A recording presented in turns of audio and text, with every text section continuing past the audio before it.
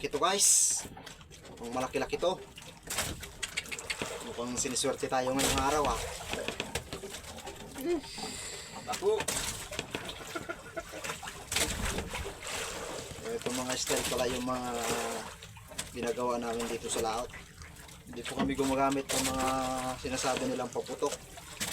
Hindi rin tayo gumagamit ng mga lahat ng mga bagay na nakakasira sa ating kalikasan.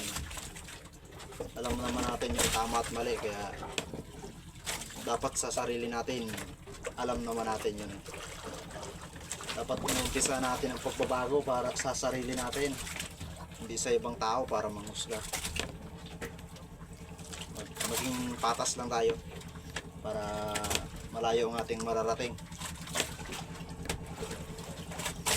Maraming nagsasabi na